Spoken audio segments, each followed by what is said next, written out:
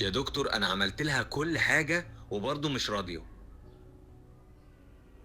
بقالكوا كتير متجوزين؟ متجوزين ايه يا دكتور؟ انا بتكلم عن دماغي، مش راضية تسيبني انام، مش قادر. عارف انا الاحساس ده لما دماغك دايما تشتغل في الوقت الغلط، فجأة تلاقي نفسك الساعة 3 الفجر بتسأل أسئلة ملهاش أي لازمة. هل الأرض كروية ولا مسطحة؟ لما وقعت في تالتة ابتدائي وزمايلي ضحكوا عليا، يا ترى الواد أحمد ده لسه فاكرها؟ هو لون جناح الدبانة إيه؟ كل الأسئلة واللفة دي سببها الأرق. يعني ممكن تفضل تتقلب في السرير بالساعات ومفيش نوم، أو تنام شوية وتصحى أكنك ما نمتش. تلاقي نفسك بتصحى كل يوم قبل ما المنبه يرن بساعتين ومش عارف ترجع تنام تاني. طب ليه ده بيحصل؟ التفكير الزائد، ان دماغك تفضل تراجع احداث اليوم، توتر والقلق.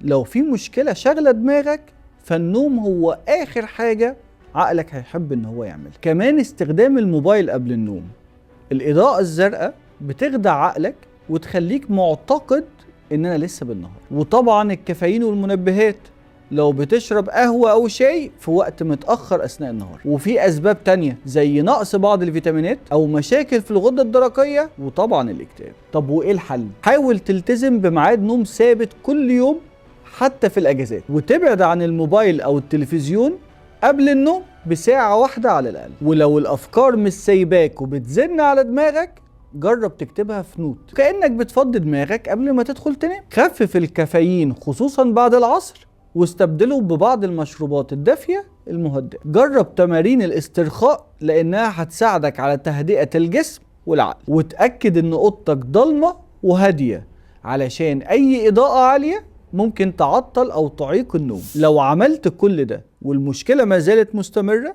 فأنصحك إنك لازم تستشير طبيب، لأن الأرق المزمن ممكن يبقى ليه أسباب محتاجة علاج من حد متخصص. الأرق مش مجرد قلة نوم، الأرق رسالة من جسمك بتقولك إن في عادة سيئة أو مشكلة مرضية محتاجة تتغير. هنا في يوتوبيا هتلاقي الفريق كله بيقدم لك كل مساعدة بفهم وتفهم وتقدير لمشكلة الأرق عند حضرتك. احنا هنا في يوتوبيا علشان حضرتك تقدر تنام كويس.